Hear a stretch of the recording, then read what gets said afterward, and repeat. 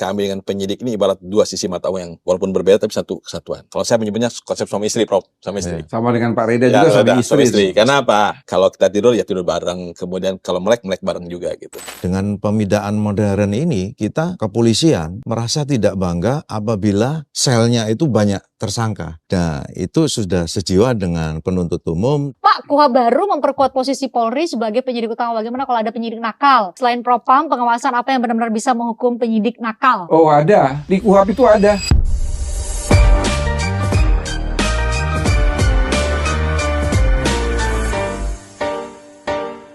Halo, kita jumpa lagi di podcast WhatsApp. Waktunya hukum menyapa. Ada Wakil Menteri Hukum, ya, Profesor Edward Hiarie. Ada juga Profesor Dr. Asep Mulyana SHM Hum, Jaksa Agung Muda Tindak Pidana Umum. Prof, makasih sudah hadir juga. Kemudian ada Brigjen Pol Iksantio Bagus Pramono SHMH. Makasih Pak Bagus sudah hadir. Kita akan bahas mengenai KUHP, KUHP dan Undang-Undang Penyesuaian Pidana, ya. Ada 3 produk hukum baru nih, Prof, yang sejak awal Januari itu udah trending sampai sekarang lah, Prof. Kenapa sih kita harus ada KUHP, ada KUHP baru, bahkan ada Undang-Undang Penyesuaian Pidana baru? Ada apa? Kenapa? Apa yang paling urgent? Kalau KUHP jelas ya, karena sudah lama, kita sudah merdeka 80 tahun, belum punya KUHP yang baru. Dari penyusunan itu sejak tahun 63 sampai 2022, jadi 59 tahun, kemudian disahkan 2 Januari 2023, diberlakukan 2 Januari 2026.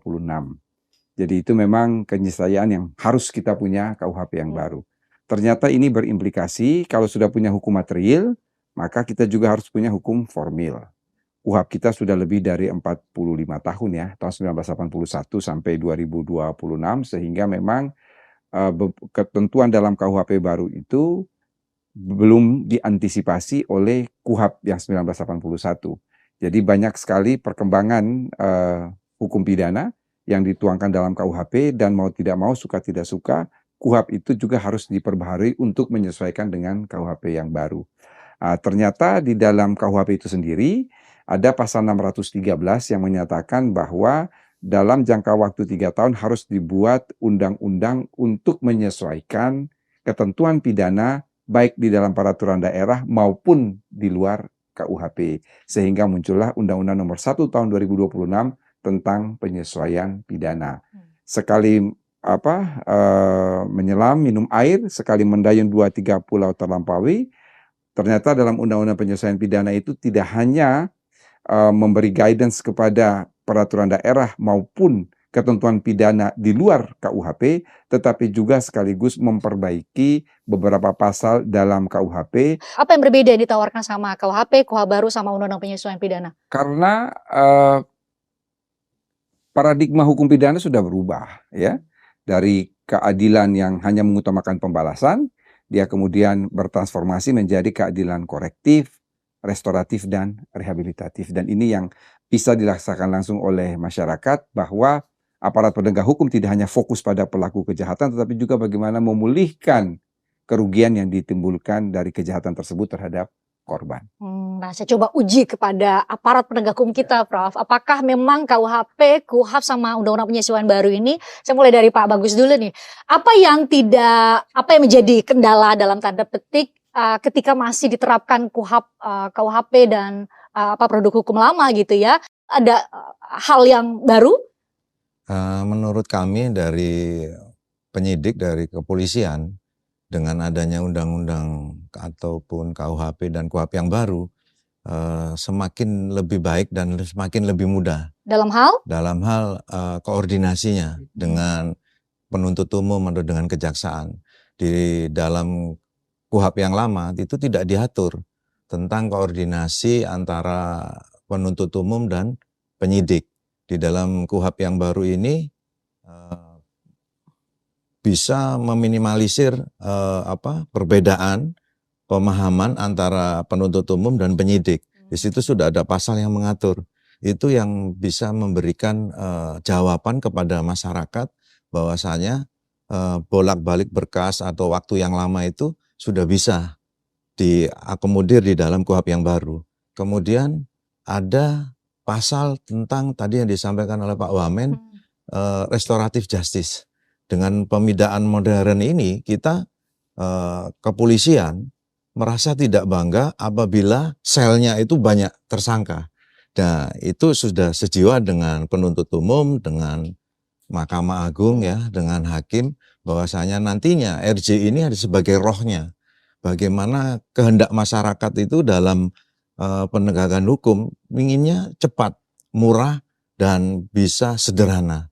Oleh karena itu ini sudah diakomodir dengan tuntutan pemidanaan modern bahwasanya RJ, koordinasi dengan penuntut umum, semakin banyak nanti kita melakukan koordinasi itu hanya dibatasi dengan semuanya dengan limitasi waktu dengan KUHP yang baru ini. Tidak ada lagi yang kata-kata sesegera mungkin ini yang tidak bisa diukur. Nah, di KUHP yang baru ini limitasi waktunya jelas. Bagaimana 1 kali 24 jam, bagaimana nanti penyidik menyerahkan kepada penuntut umum 3 kali 24 jam, bagaimana nanti penuntut umum memberikan jawaban, kemudian pengawasan kita dengan P19-nya berapa kali, itu semua ada. Saya rasa itu sudah jelas di situ. Dibuat secara detail. Nah, konkretnya mungkin sudah apakah hanya terjadi koordinasi di atas kertas dalam hal pasal-pasal, Prof. Asep, atau memang ini akan sangat bisa diterapkan karena memang ya seharusnya praktiknya seperti itu gitu, bisa bersama-sama antara polisi, penyidik dalam hal ini dengan jaksa yang selama ini itu tahapan yang berbeda kan, Prof. Asep ya? Betul. Jadi memang tadi saya sependapat dengan Pak Bagus ya. Satu hal yang membedakan antara KUHP lama Undang-Undang 881 dengan KUHP baru ya 20/2005 ini adalah bagaimana pola hubungan koordinasi kami dengan penyidik. Jadi kalau istilah Prof. Edi itu kami dengan penyidik ini ibarat dua sisi mata uang yang walaupun berbeda tapi satu kesatuan. Kalau saya menyebutnya konsep suami istri, Prof. Karena apa? Kalau kita tidur ya tidur bareng, kemudian kalau melek bareng juga gitu. Artinya menunjukkan bahwa ketika ada satu perkara, kami sejak awal ikut memastikan bagaimana pengambilan alat bukti misalnya, apa sesuai prosedur apa tidak. Gitu. Bagaimana kemudian nanti membangun perkara itu, pasal-pasal kemudian didakwakan. Dan mekanisme ini sebenarnya bukan hal yang baru bagi kami, karena perkara-perkara pilkada misalnya tentang pilpres yang kami digabung di Sedra Gaugutu itu efektif Mbak Fritz ya. Kenapa? Sejak awal kita bareng-bareng nih merumuskan dakwaan pasalnya seperti apa. Anatomi perkara seperti apa, nanti siapa yang terlibat di satu kesatuan. Sehingga ketika kami menerima berkas dari penyidik, ya, karena kami sudah biasa di awal, sudah pasti mafhum langsung P21 gitu loh. Nah selama ini yang di dalam KUHP lama kelemahannya, seolah ada jeda gitu. Ada jeda dalam artian yang tersekat-sekat. Misalnya begini, ketika teman-teman penyidik menyampaikan SPDP kepada kami, dan kami menerbitkan P16, jaksa peneliti, itu ada jeda waktu. Kami nunggu dulu nih. Nunggu sampai berkas jadi gitu loh. Akibatnya baca dulu gitu kan, baca gitu lah. Ya pasti butuh waktu kan. Belum tentu yang kami baca juga sama dengan Pak Bagus tadi gitu. Nah sekarang enggak Mbak.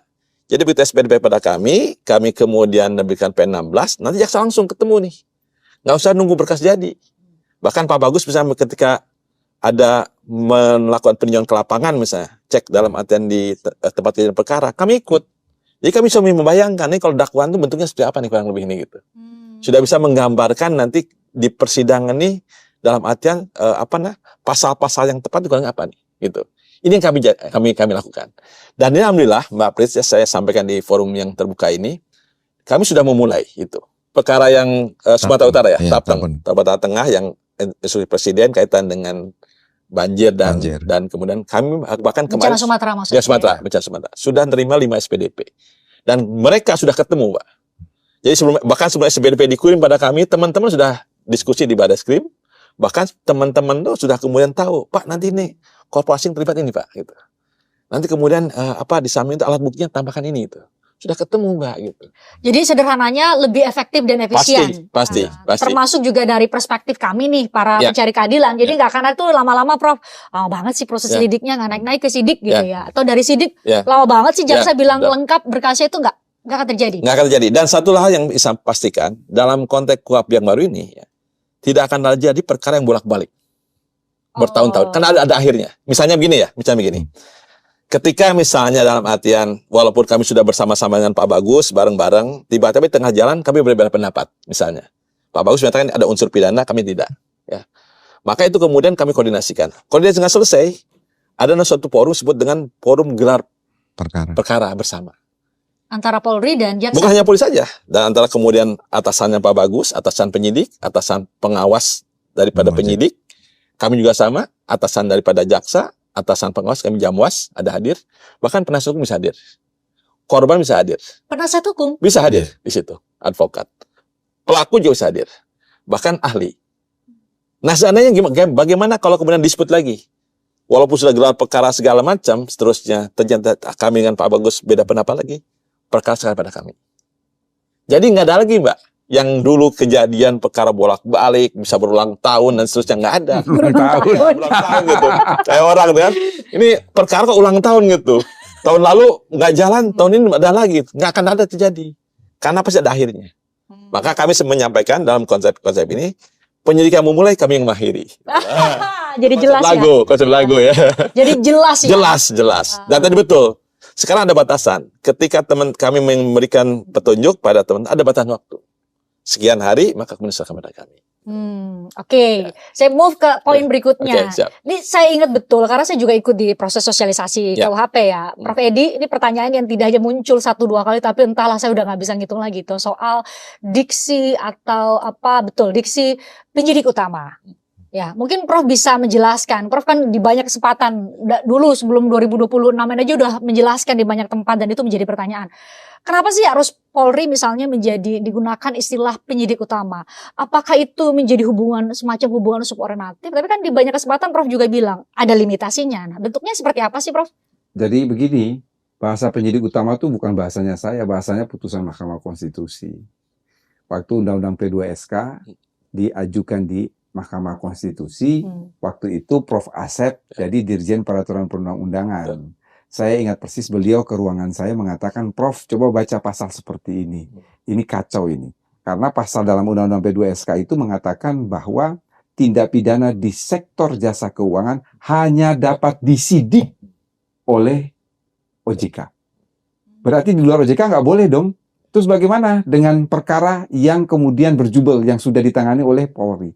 Bahkan mengapa perkara itu diuji? Karena ada kejadian di lapangan, begitu undang-undang itu berlaku, serta-merta kan kalau ada tindak pidana di sektor jasa keuangan, penyidiknya harus OJK. Maka ada yang kemudian dikembalikan oleh jaksa.